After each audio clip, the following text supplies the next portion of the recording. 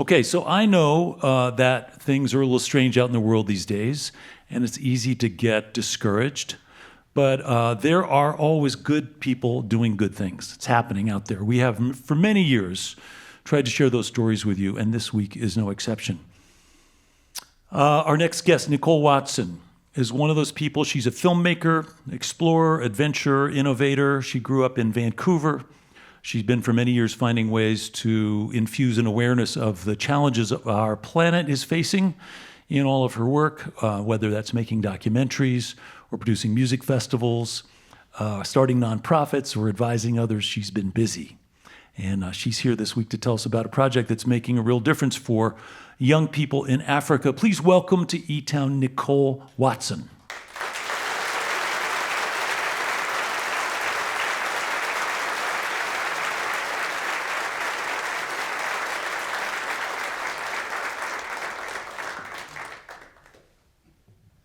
Welcome, Nicole. So glad you're here. Yeah, great. So great to be here. Yeah, it was a nice coincidence.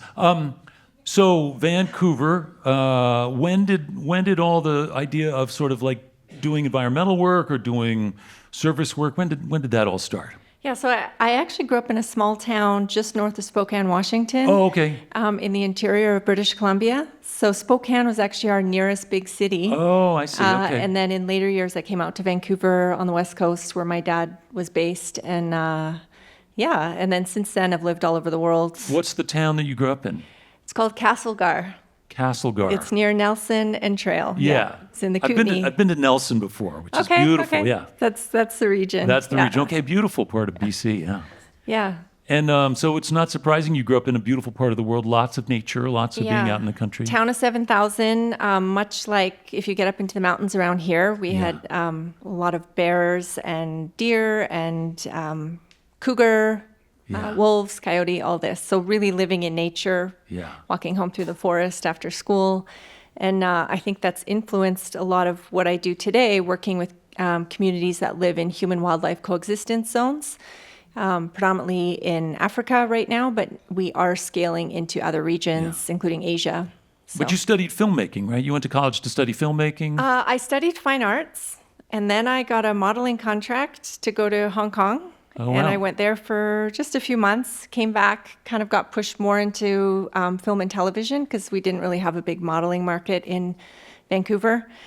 And you did a beauty contest for a minute, right? No, I was a judge. You were a judge? Yeah. Okay. I'm not really a big advocate of beauty contests, Yeah. actually. But this apparently was like a pageant with purpose. So all the girls had to be really involved in purposeful, mission-based work. And and then I was just a judge. It's the most indirect thing you probably have in common with Donald Trump.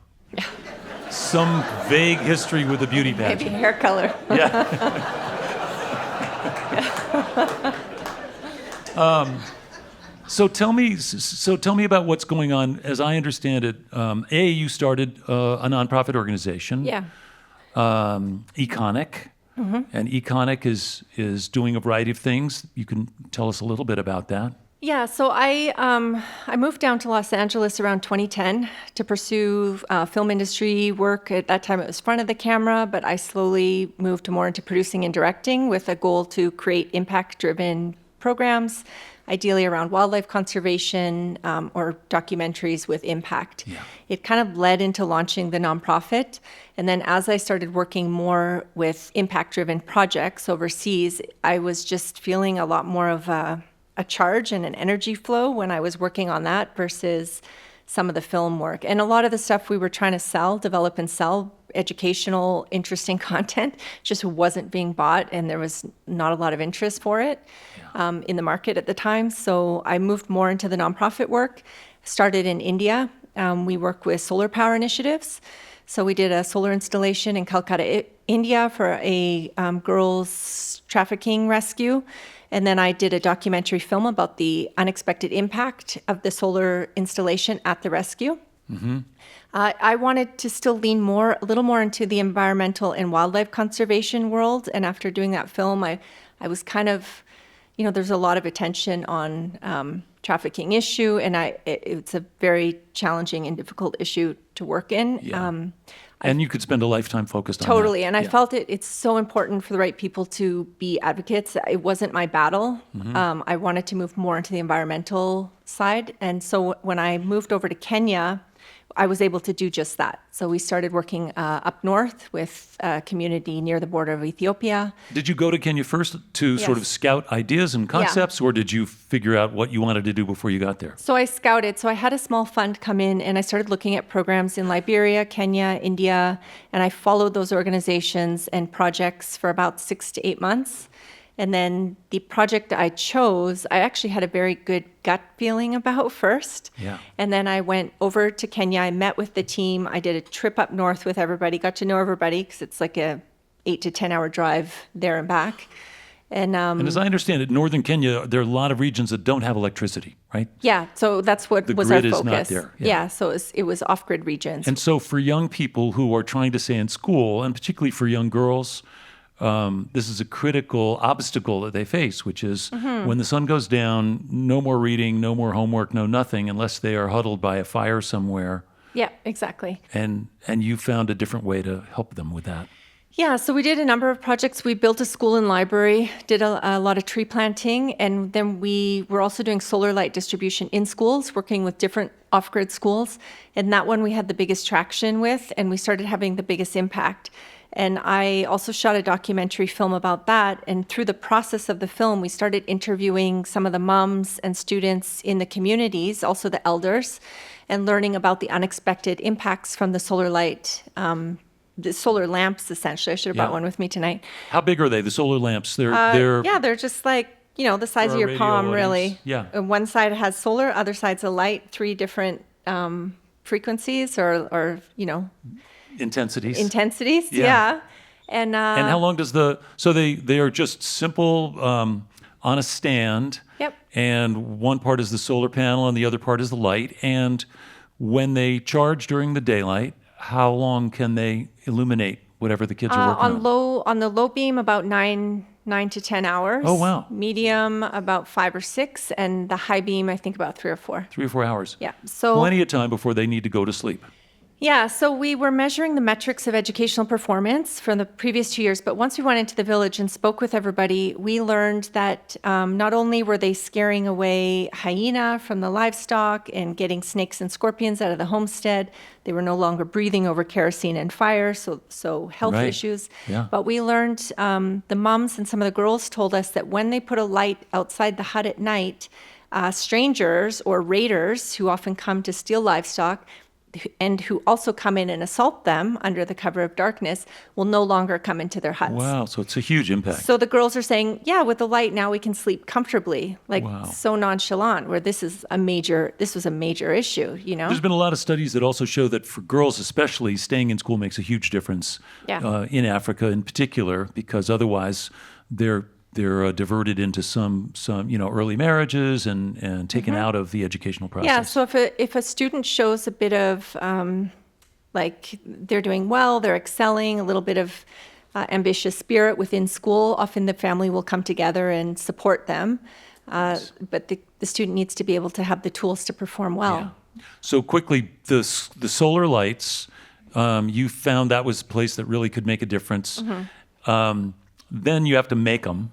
So somebody manufactures them, and somebody pays for them, and somebody distributes them. So is that all you? Are you paying for stuff and making them and I'm spreading not them around? making them yet. Yeah. But I have been working with some designs to make a more sustainable, eco-friendly light than Yeah. just the regular plastic ones that we're buying.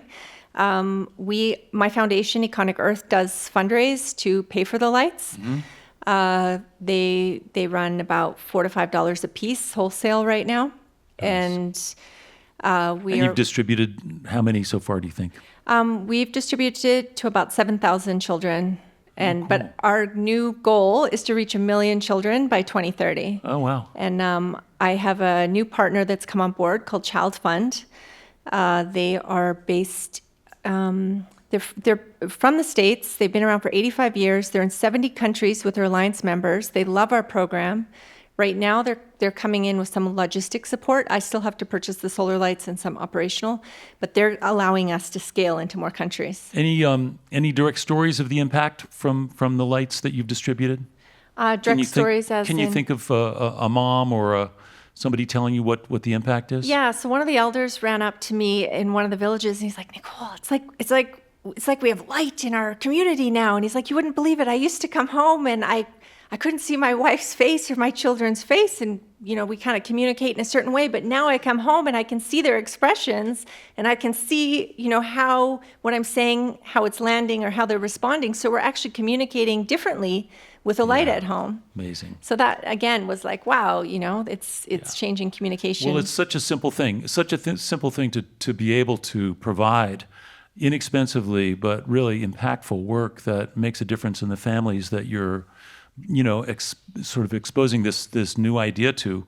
And I don't know whether there's a downside to it. I think it's probably the kind of thing where, I can't imagine what the downside would be. It's just like... The only downside I can see is the waste factor. So it does have a 5-year lifespan. Yeah. And right now I'm talking with the suppliers about their recycling program, if the people can turn the lights in and maybe get replace the module or something like that. Something, yeah. And what I would like to do is develop our own solar light using either a hemp-based plastic or a sea waste plastic, so at least second use, and do the casing in something more sustainable, and set that up as a separate company. Yeah. Well, it's cool that you've been on this journey and you want to make a difference, and you found a spot where you really can, and now you can double down and set a very audacious goal, 1 million kids by 2030. And if people want to learn more, is there a website they can go to and look at stuff? Yeah, definitely. Go to my website, www.econicEarth.com. It's kind of like iconic, but econic, ECONIC. My name is Nicole Watson. They can Google Nicole Econic and it'll all come up. econicEarth.org if they want to learn more. Yeah. Well, congratulations and thanks so much. It's really cool when you find, you were casting about for the next thing that was going to light you up. And sorry for the pun. But the truth is you found it, and it's making a big difference. Definitely, yeah. And I'm grateful. I also have the filmmaking experience, so I can share the story with the world and take the voices of these people around the world. Yeah. Well, thanks for being with us. Thanks for sharing your story. And if people want to learn more, it's econicEarth.org. You can find out more about Nicole's work. And I'm sure I know, in fact, there are film clips of some of the work she's doing. So thanks again for being here, Nicole. Thanks for joining us on eTown. Definitely. I love Boulder, so it's so great to be here. Thank you.